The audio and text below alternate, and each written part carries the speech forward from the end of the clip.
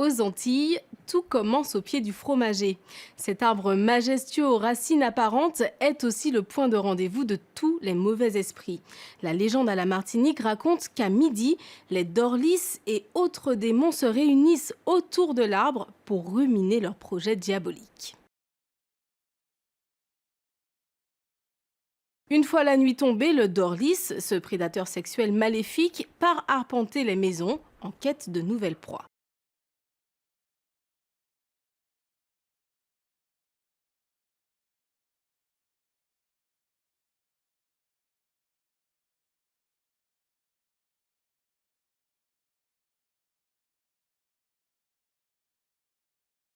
Pendant l'esclavage, la visite du Dorlis pouvait expliquer pourquoi le bébé du foyer était né avec la peau claire du maître.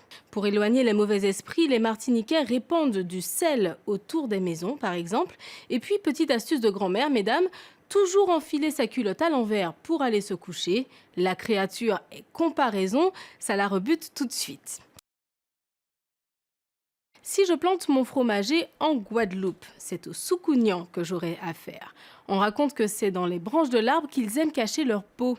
Les Soukounians, ce sont des hommes et des femmes ordinaires, mais une fois la nuit tombée, ils abandonnent leur peau pour prendre la forme de créatures volantes qui sillonnent l'île pour commettre des actes maléfiques.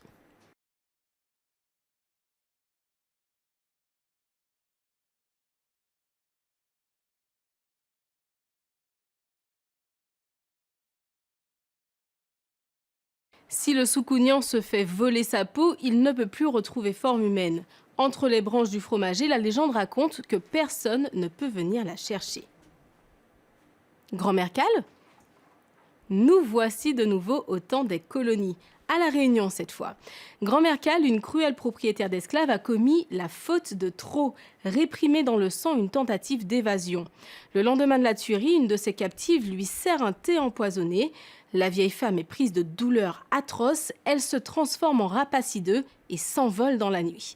Depuis, Grand-mère Cal hante la Réunion et sème les mauvais présages. Quand on entend son cri de papang, c'est qu'un malheur va bientôt frapper.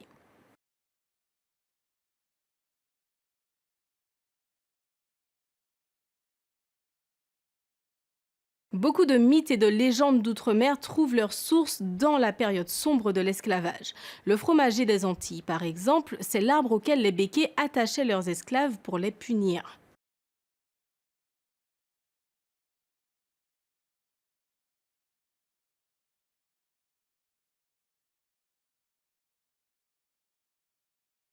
L'univers de la nuit aussi revient souvent car les esclaves attendaient que la lumière du jour s'éteigne pour tenter de s'évader.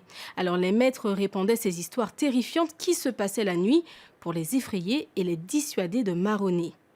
Les mythes et légendes des Outre-mer offrent un éclairage sur l'histoire de ces îles et permettent aussi d'en comprendre les usages. Si vous allez à Mayotte, par exemple, oubliez les bains de mer ou de rivière la nuit. Personne ne fait ça, c'est impensable. Tout le monde sait que les Wanaïsa guettent les imprudents pour leur jeter un mauvais sort.